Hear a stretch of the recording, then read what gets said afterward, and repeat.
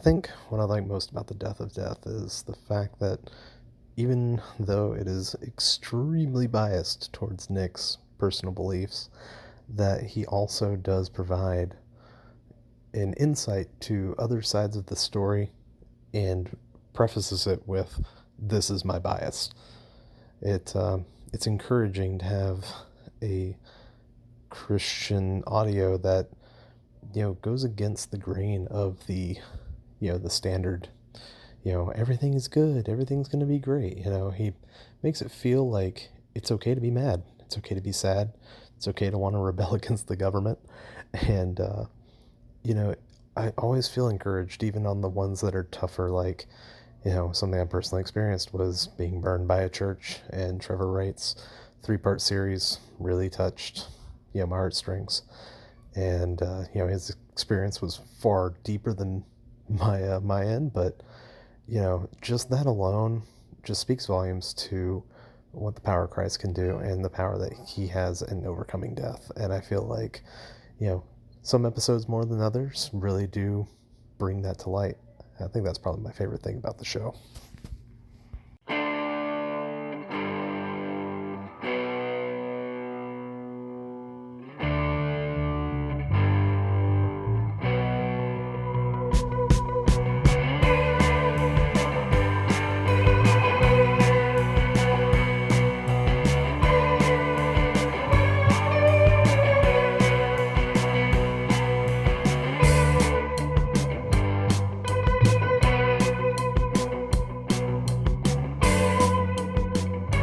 Hello, everybody, and welcome to the Death of Death, where we proclaim Christ's victory over sin, death, and everything else.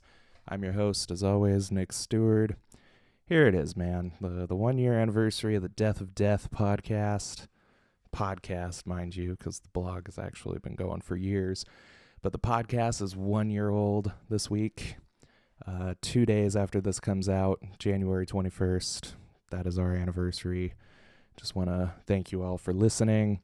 Not too sure how many of you have been listening since the very beginning, but thank you. I know that a lot of you have actually started from the beginning and listened all the way through. Just thank you to everyone, including you who might be joining me here for the first time today. I first tried to launch this podcast over 3 years ago, and my original vision just didn't work out. But after a while, it became the kind of thing that I just wanted to do. Like, it didn't matter if I did it perfectly. It still doesn't, obviously. If you listen to the show, you know that. Just became important to me that I do something and, stop sitting on my hands when it came to this podcast idea. So here we are, 1 year in. Thanks to everyone who left an Apple Podcast review, because thanks to you, this is a 5-star podcast. We have 20 ratings, 10 reviews, and all of them are 5 stars. So I just can't thank you guys enough for that one. I've made a habit of reading new reviews on the show, but there's one I haven't gotten to yet because it's so good that I wanted to save it for the anniversary episode.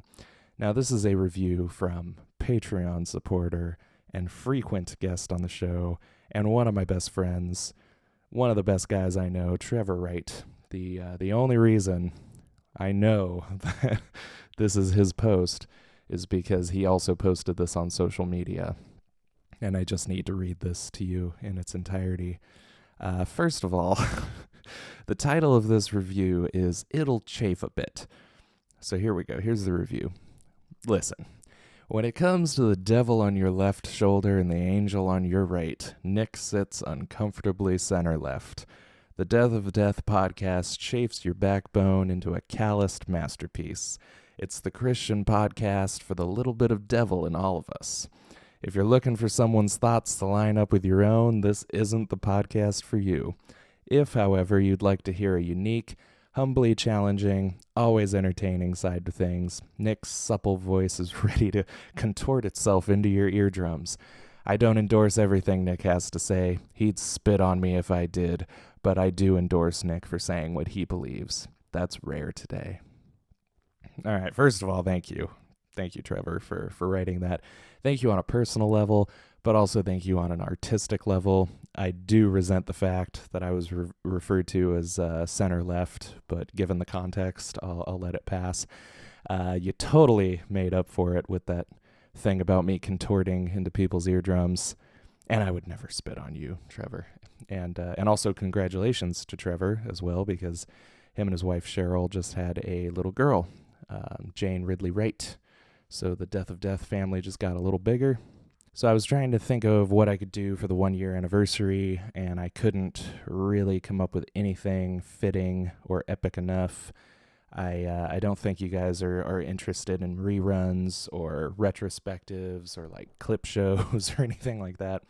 So I'm not going to play old clips or anything like that. Let's just keep this train going. Let's keep moving forward. You know, people always want AFI to do a tour where they play like an old album, you know, in its entirety in the track order.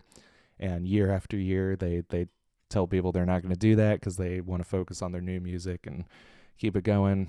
I don't want to compare myself to AFI like that, but I think it's important that we keep making new content. So I did have one cool idea, and that is to tell you about the Death of Death Hexagon. Now, this is how I've always thought about the show, but I've never really shared it with you, you know, because it's just something for me to think about in terms of the structure of the show. But it used to be the 6 pillars of the Death of Death, but that's too Islami, so I changed it to the hexagon. So there are 6 sides to a hexagon, and there are 6, you know, really important fundamentals of the Death of Death. So let's run through them really quick. I just thought this would be a fun thing to do for the 1 year so that we can kind of look at the show as a whole and see how everything kind of fits together. Then I'm going to dive into the most important side of the hexagon a little later, and we're going to talk about it in depth. That's actually a promise I probably can't keep. Probably not in depth, but we're definitely going to get into it more than the other ones. So the first side of the hexagon, maybe the top side, if you will, that's what we're going to talk about today in more detail, and we'll get to that momentarily, but that is postmillennialism. The second side of the hexagon is biblical theology and covenant theology. And I've talked about it a lot on the show throughout the course of the last year, and these are 2 different things technically, but they occupy kind of the same space in the world of theology. They're pretty closely related, but here's the difference. Biblical theology is basically aimed at defining what is the meaning of the whole Bible, and then like kind of tracing themes throughout it. So just a quick example, just to give you like a little tidbit. Let's take mountains as an example. We know that the Garden of Eden was on a mountain because of the way rivers flowed through it, and Ezekiel strongly indicates that it was on a mountain when he talks about it in Ezekiel 28. Another mountain is Mount Moriah, where Abraham takes Isaac up to sacrifice him to the Lord. And later on, Moses goes up on Mount Sinai to talk to God and mediate between him and the people of Israel, and that's where he receives the law. And in the New Testament, Jesus goes up on a mountain and delivers a law to his people similar to Moses, but it's a better law. He goes on the Mountain of Olives to talk about, him coming in destruction in 70 AD. He's crucified on a mountain or a hill, Golgotha. A lot of scholars actually theorize that it's the same mountain Abraham was going to sacrifice Isaac on. And, there's a lot of parallels between Isaac and Jesus, like, being the son, the only son. And, Abraham puts the wood on his back to carry the wood up, and he's going to sacrifice his only son, and so on and so forth. There's lots of parallels. In the depiction of the new heavens and new earth in Revelation, we see that rivers are flowing from God's throne, just like they did in the Garden of Eden. And that's not even an exhaustive list of mountains and the significance of mountains in the Bible. I actually think there might actually be a short studies in biblical theology book about mountains. So that's interesting, but what's the point of all that? Like, what significance do mountains actually have? Well, when you view it in the lens of biblical theology and sort of the creation, fall, redemption, and restoration outline that we kind of see throughout all of Scripture, if we see the fall of man as the turning point where God's relationship with man was fractured, and the rest of the Bible is about God restoring that relationship, then the Bible is kind of about restoring Eden. And by making these notable events happen on mountains, God is showing us his intentions to recreate Eden and a relationship with mankind. So biblical theology involves tracing those themes, tracing them out and seeing what the whole of Scripture is saying. But covenant theology, on the other hand, is a little more specific. Covenant theology basically says that the entire Bible is framed by covenants that God made with mankind. And the covenant of works in the Garden of Eden is the covenant that Adam broke. And then the Old Testament shows us kind of the evolution of the covenant of grace in this kind of like promise form. And then Jesus finally comes in the New Testament and fulfills all those promises, and he inaugurates the new covenant proper, which is synonymous with the covenant of grace. So both of these things together, biblical theology and covenant theology, are closely related but a little bit different, and together they fit very well together to show us how the whole Bible is structured and what the whole message of the entire Bible really is. So that's very important. And, systematic theology is important too. We do talk about specific doctrines and specific passages on the show, obviously, but it's important to me and for the purposes of this show in general to have a comprehensive picture of the whole Bible. So the next side of the hexagon, the third side, is confessionalism. If you want a deep dive on confessionalism, you can go to episode 20, where I give an intro to it, or you can go to episode 33, where I had famed pastor and author Chris Pobletti on to talk about it. But to give you an idea of where I stand, the Death of Death as a show subscribes to the London Baptist Confession of Faith.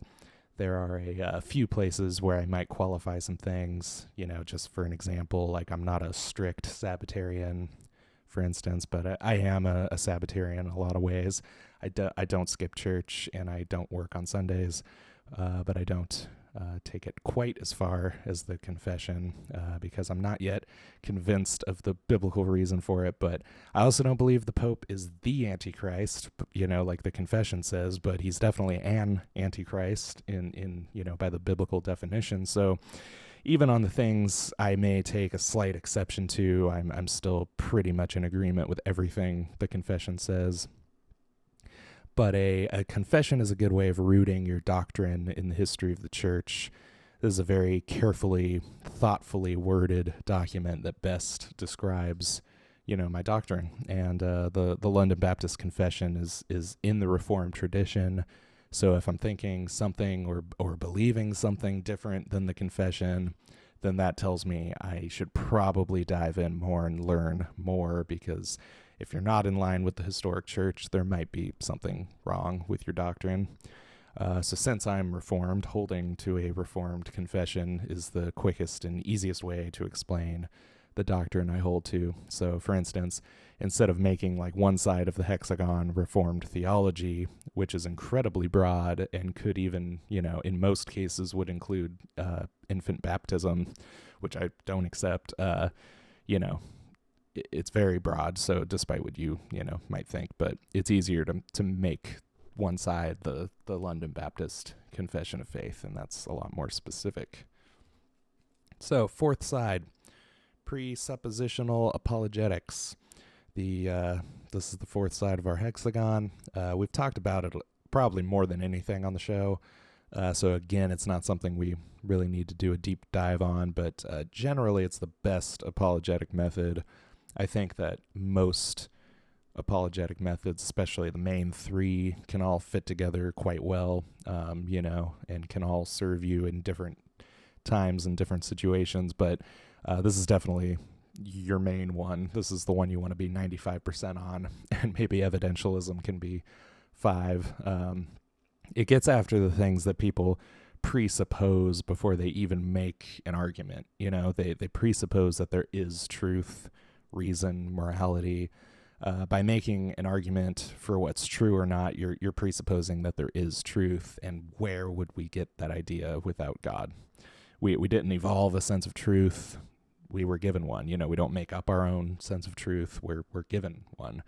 And anyways, there are a few episodes on this topic. Mainly go to episode 31 and episode 35 if you want to dive into that more. But presup is how we engage culture here at the Death of Death. We don't try to emulate the culture, but we do examine it.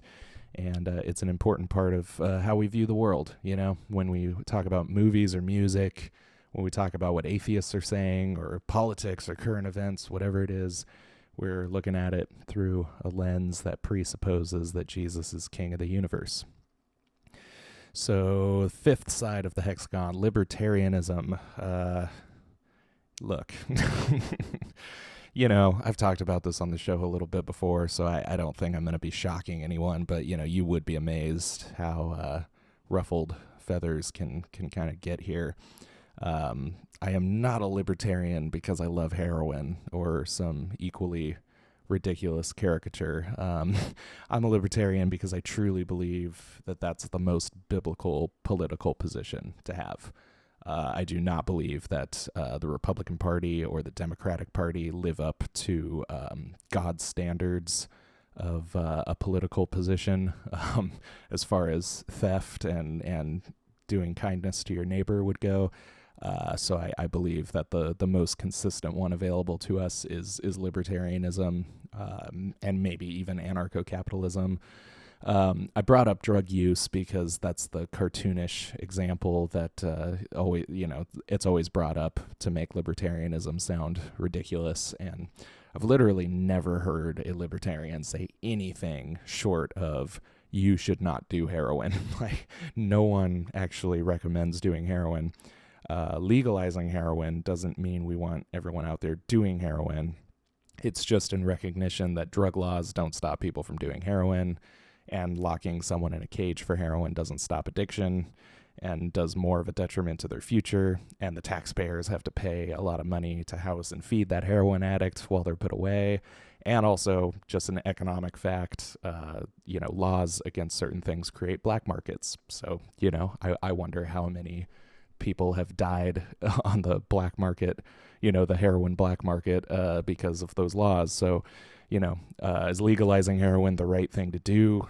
Not necessarily. It's just better than locking people in cages and creating gangs and making you pay for it. So, don't want to get on a political tangent, but for a biblical example, in Deuteronomy, God commands his people to build a railing around the roofs of their houses as a safety measure. And that's a good thing. Protect people, save lives, no problem there. I don't have a problem with any of that, obviously. It's God's law. But what you don't see in God's law are people walking around inspecting roofs and writing tickets for people who don't have the railing. So you were allowed to not to have the railing, but you were held responsible if someone fell off your roof. And that is pretty much exactly how things would play out with, more libertarianism in the world. Like, you could do these things, but you are held more responsible for the consequences. So Matt Kibbe, who's, a helpful podcaster and writer, I don't know if he's actually an economist or if he's an amateur economist. I'm pretty sure he's a professional economist, but he sums up libertarianism as don't hurt people and don't take their stuff. And that's it. We don't tax people because it's wrong to take what isn't yours. We don't lock people in cages because it hurts them.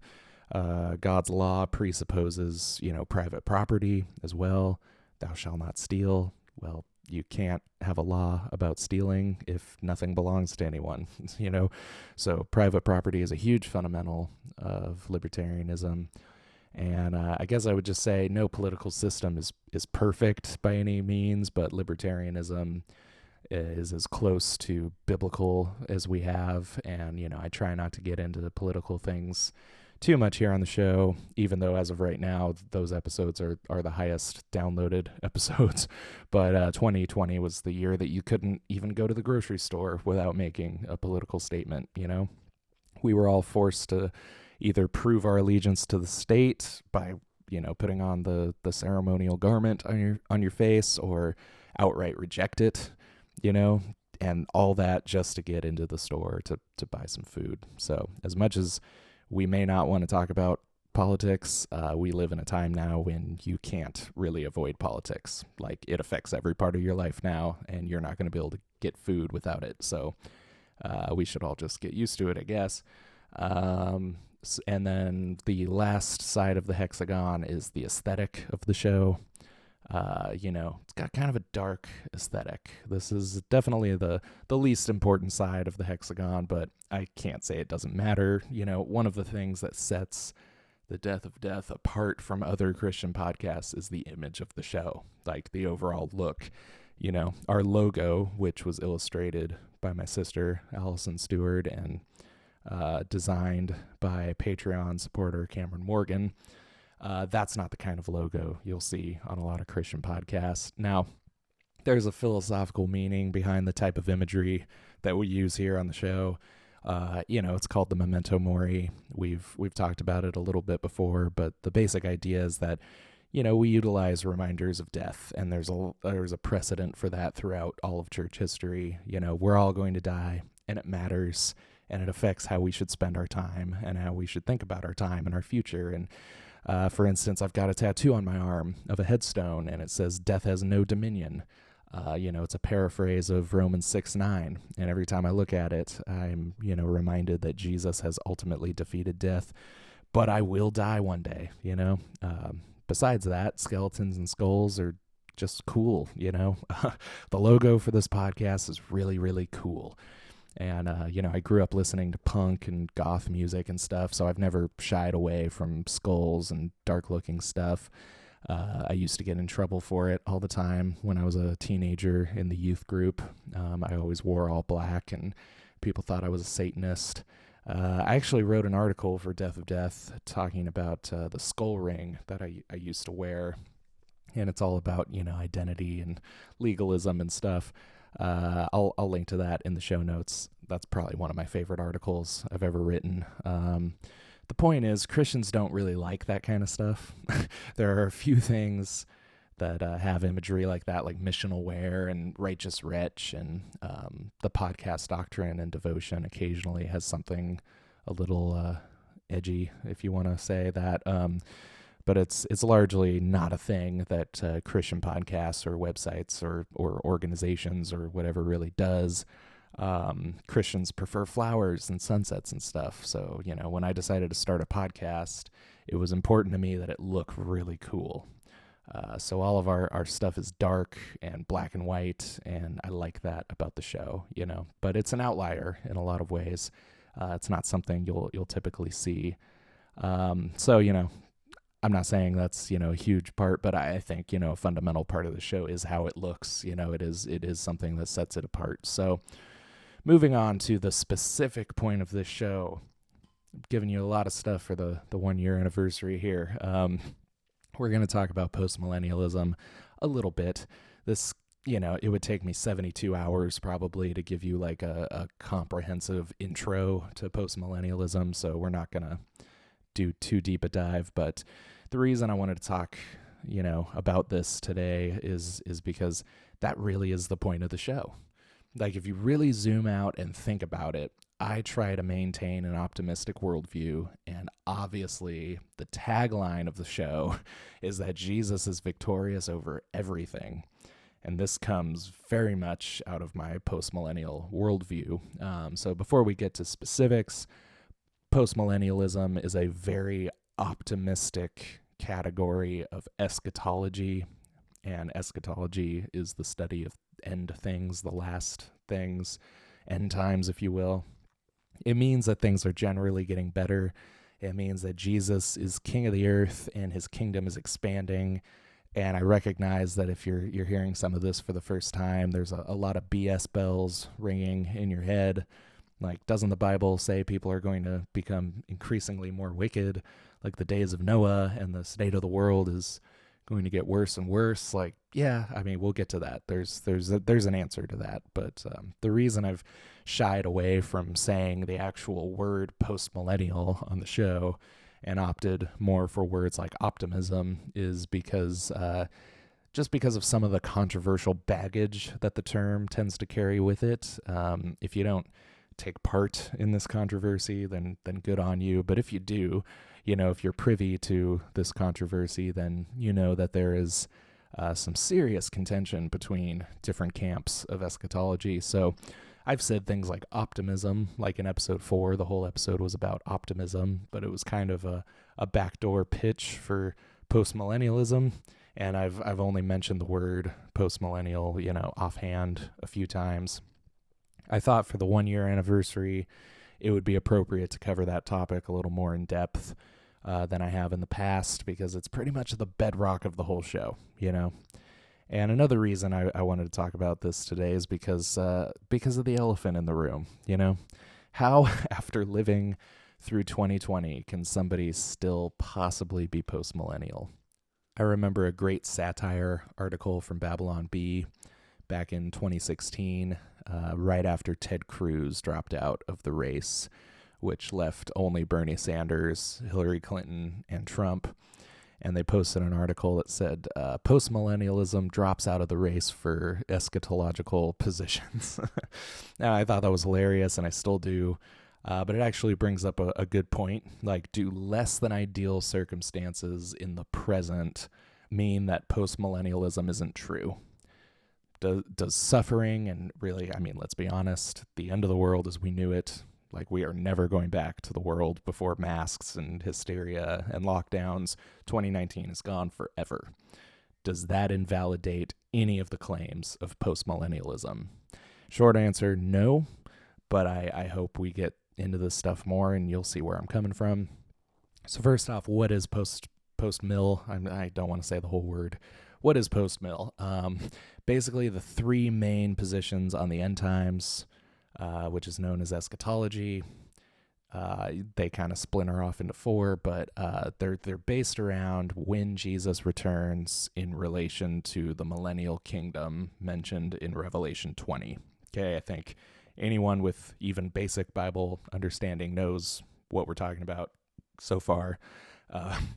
In Revelation, it talks about the 1,000 years of Christ reigning on the earth. So premillennialists believe he returns before that 1,000 years, pre meaning before, obviously.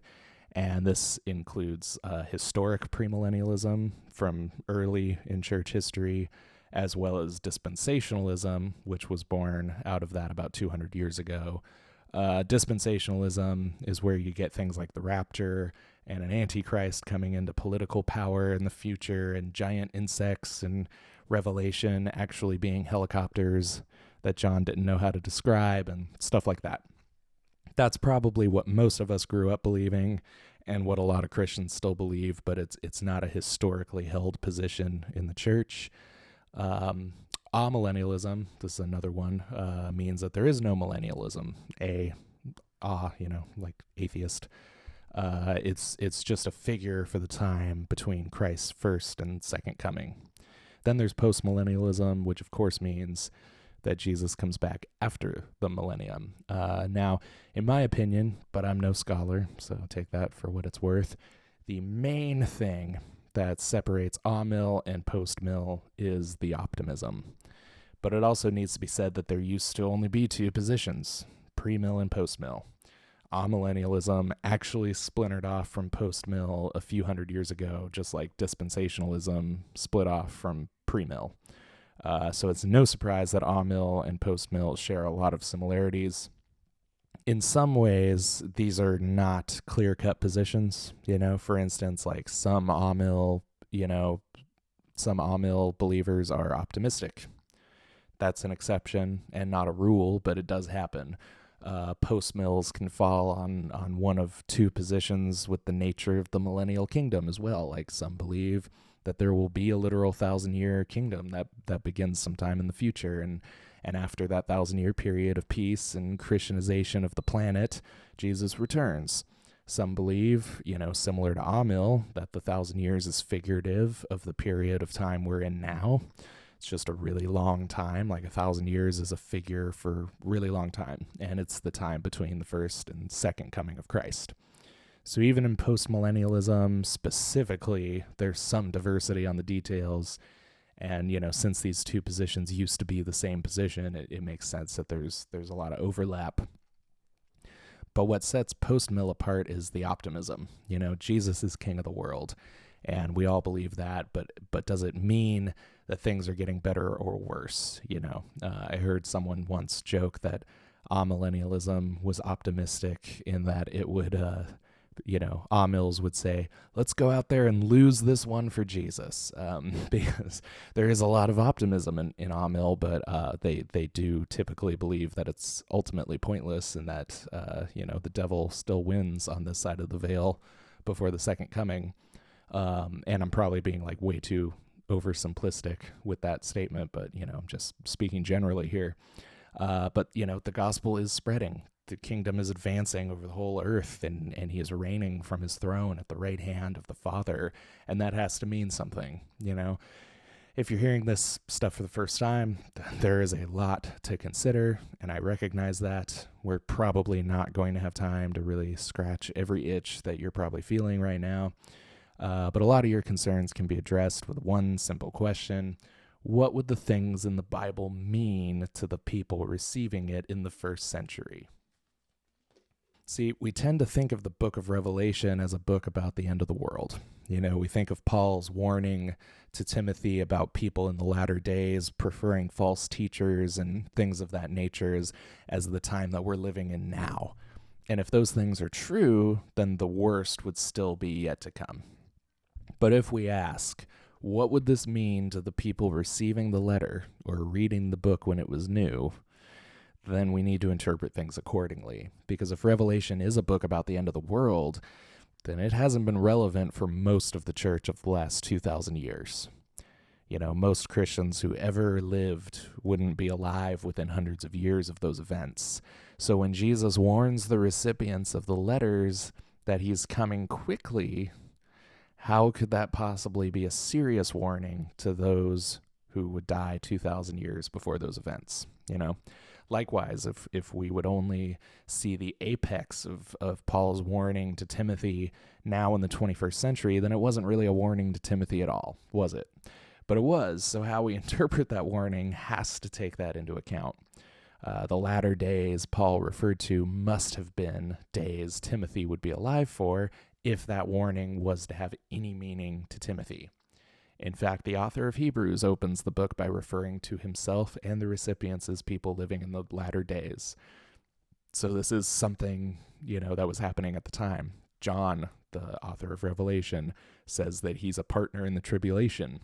So whatever tribulation John is talking about in Revelation, he considered himself to be a part of it. He considered that to be happening. So Jesus also had plenty of warnings, saying things like, these things will come upon this generation, and this generation will not pass away before these things take place.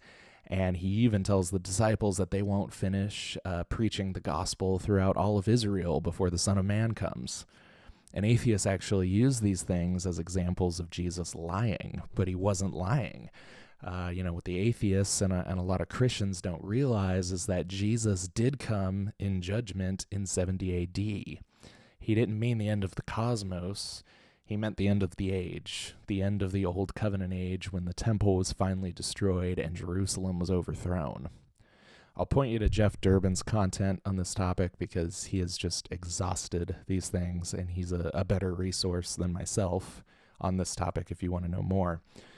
So if we want to get into how we can possibly believe that things like Revelation have already been fulfilled, we have to understand the basic ways of interpreting prophecy, Basically, there are 4 ways of interpreting prophecy: futurism, preterism, historicism, and idealism. And I know this is probably overwhelming, but, it should get better when I explain these. So futurism, we know. Futurism means that this is a prophecy that has yet to be fulfilled right now. So something that the Bible says about something that is still future to us, that would be a futurism prophecy. Preterism means this is a prophecy that was already fulfilled.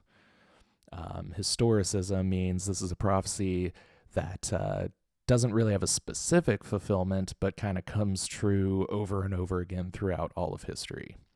And idealism means there's no specific fulfillment of this prophecy, but it refers to things that are kind of typical all the time. You know, it's not bound to a specific time and place like AD 70. It could just be encapsulating the battle of good and evil, and that's always kind of taking place. So now here's the secret. There's really no 100% correct interpretation all the time. Everyone is going to hold one of these interpretive methods for different prophecies. So take a dispensationalist who believes that the rapture is coming and scorpions represent helicopters in the last days and all that. Well, you're still a preterist when it comes to prophecies about Jesus' birth, right? Because we all believe that already happened. So you could, be a preterist about certain prophecies. You're just not a preterist about all of them. And neither am I. I'm not a full preterist. I still believe Jesus is coming back and resurrection and all that. But you could hold a historicist interpretation about something like the man of sin that Paul mentions. Because, though I believe that it's one specific person in the past, and the futurist believes that it's one specific person in the future, we could both agree that, he could also represent certain types of people throughout all history, You could also have a more symbolic interpretations of other things as well, But every prophecy requires one of these four interpretive methods, and certain books like Revelation require more of a cohesive method throughout the whole book because it is one piece. So if we know that John must have been relaying some sort of information that would have, it would have some sort of meaning to the people receiving the letters at the time, then we're kind of forced to take more of a preterist position on Revelation because he does say things like, I'm coming soon. And, a great book for preterism is Kingdom Come by Sam Storms. He's writing from an amillennialist position, but the preterism is, the same for the most part. And he does a really good chapter on postmillennialism as well, which, fun fact, that chapter is actually the thing that swayed me toward postmillennialism. Imagine that. A chapter arguing against postmillennialism was so fair and so well written that it swayed me to be a postmillennialist. So I would check out that book if you want to know more. Like I said, there's a lot of arguments I'd have to get into in order to fully change your mind about it and get you over to my way of thinking, and I just don't think that's going to happen. So if you're interested, that book is a great resource, and I'm also linking to some blogs and some other things that I think will help. But now, we've covered preterism a little bit. Now the issue of optimism. Like, what's the deal with the optimism? Like, are you living on the same planet I am? Well, there's a lot to be optimistic about when Jesus is on the throne and when the gospel is spreading over the planet the way that it is, This is similar to the preterism thing because there's just so much to get to in one episode. I'm sure I can't give a comprehensive take on it, but you're definitely still going to have some hang-ups when you're done listening to this, but I'm hoping I can at least get you thinking about these things and maybe point you to some resources that would definitely help, but only if you're open to it. I don't believe arguments really change people's minds about anything, so if you're open to this stuff, check out the resources. I'll try not to repeat anything I said in episode 4 because that was all about optimism. And like I said, I was basically, I was reading a lot of verses that support postmillennialism and kind of, I just never got into the more controversial topics associated with postmill. But when you think about it, why should it be controversial?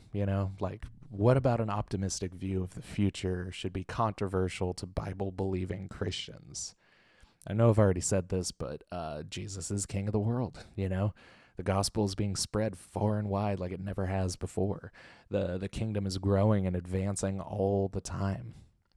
Just like when Jesus compares the kingdom to a seed And that seed is so small, but it eventually grows to be this huge tree that birds can nest in. And the kingdom has this expansive nature. So how do we look at our world and be optimistic about anything? You know? Well, optimism for the kingdom of God doesn't mean everything's going to be peachy here on earth, in the book of Acts, the events of persecution are followed by events of huge growth. Thousands of people are getting saved in those accounts. I once heard someone compare the church, and this is a trigger warning, by the way, but I heard someone compare the church to a mother spider with all her babies on her back, and when you swat the mother, all the creepy little babies run off in different directions and crawl into your ears while you're sleeping. And one baby spider actually holds your eyelid open while another baby spider crawls in and lays eggs in there. But the point is, something bad might happen in the short term that actually turns out great for the church. So arguments about the current state of affairs in America doesn't really negate God's eternal plan for the kingdom, just like we see in Acts. The things that happen in Acts, like Stephen getting stoned, sucked. Those were bad things, and I'm sure it made some people doubt, whether the kingdom was really at hand, but ultimately things like that turn into 3,000 people getting saved and, high political figures getting saved, and so stuff changes. Where the fastest growing church in the world is? Iran. That's right. China's a big one too. So you have these two places where Christianity is persecuted in ways America can only have nightmares about. And yet those are the places with growing churches. And those churches are stronger. You know why? Because this isn't a culturally accepted thing that we just do for giggles. It's a threat to your life. People in America won't go to church because of a virus. Meanwhile, people in Iran might get a limb or two cut off if they come out as Christians. I once met an atheist who'd gone to Saddleback Church for years for the entertainment value. I've known quite a few unbelieving husbands that go to church for the sake of their Christian wives, and I think that's awesome, and I think it's an honorable thing, but you can't have that kind of flippancy in other countries where it's heavily persecuted. You can't just go to church to make your wife happy because your life might depend on it. Some of them end up getting saved here, and that's awesome, but you can kind of see a certain amount of flippancy compared to those places where you really have to make a tough choice to follow Jesus. And I'm not saying being a Christian in America is a cakewalk, especially now, but we certainly don't have to worry about our families being killed if we attend a church here. We will by 2022, but not right now. So you see that whatever reason you have to be pessimistic about the future, in the short term, it's not reason at all to be pessimistic about the future in the long term. I mentioned a few episodes ago that, what would be the worst case scenario for America?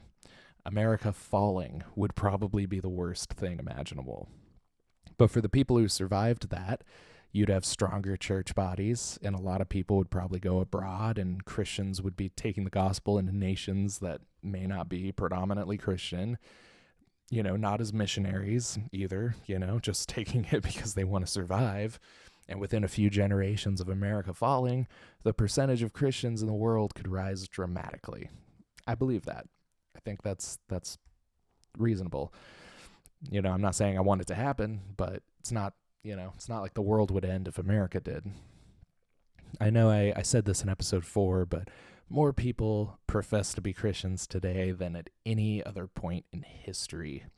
That looks kind of like a growing kingdom to me, Not everything is perfect, sure. No one said it would be. But when you look at the availability of the Bible worldwide, the amount of Christians worldwide, the things Christians have done in medicine and science, and the way those advances have made the world a better and safer place, it's hard to believe that things are really getting worse. It might be kind of like the stock market, where it rises and falls at different times. Don't misunderstand me. Like, the things for the last year got a lot harder for Christians, and it's going to get much, much harder in the near future. But hardship isn't always bad for the church. And I have no idea what 10 years from now is going to look like. America could be an even better place for Christians 10 years from now, or it won't. Either way, it doesn't mean that Jesus isn't king, and it doesn't mean that the kingdom isn't advancing. So when you think about the millennial kingdom, what comes to mind? Jesus on the throne, Satan bound, increasing number of Christians. I don't know, man. Jesus said Satan was already bound in Matthew when he talks about plundering the strong man's house. So this time period fulfills everything I can think of that defines the millennial kingdom. So I've kind of gone over a lot. I'm not really sure if there's anything left to address. Surely there are lots of things I didn't say, and surely a lot of you don't agree with me. I know a lot of amillennialists, but I know very few postmillennialists. So I'm sure most of the people listening don't see eye to eye with what I'm saying. That's fine. If you're not post-mill, maybe I've given you a little bit more to be optimistic about. And if you're interested in the doctrine, maybe I've set you down a path of thinking about it differently. For you theology nerds, allow me to stoke your interest by saying post-mill is definitely the most historically precedented position in the Reformed tradition. All right. So that's all I've got for postmillennialism. But looking back on the last year, this is our 52nd episode. I put out an episode every Tuesday and only missed 1 week over the summer while I was moving. I started the Patreon account in March, and we've had a lot of generous patrons join us along the way. And these include Allison Stewart, Cammie Donahue, Caleb Short, Trevor Wright, Kelly Stewart, Hillary Cook, Christina Kane, Brian Seitz, Devin Kazora, Cam Morgan, Nick Quint, and Phil DeTore. We had a lot of great guests as well, including Scott Wilson, Tristan Griff, Nick Quint, Trevor Wright, Chris Pobletti, and Steve Carr. Can't thank you guys enough for joining me here. We also made merch. There are now Death of Death t-shirts and stickers available, and the show has received over 5,000 downloads worldwide. So probably about 1,000 when you account for all the bots that are probably downloading it. None of that would be possible without you, the listener. And so by the grace of God, I thank you for the success of the show. And I think that's all I've got. I just can't thank you guys enough for listening to a whole year. So that's going to do it for this week. The Patreon pick for next week's episode was the history of Christianity and science. And I've been working on that episode since May. So there's a remote possibility it won't be ready in time, but I'm hoping I can pull it off. So tune in next week for that, or, something else last minute thrown together. I've been your host, Nick, and if you're as committed to proclaiming Christ's victory as I am, I'll be here to do it with you all again for another year. Goodbye for now.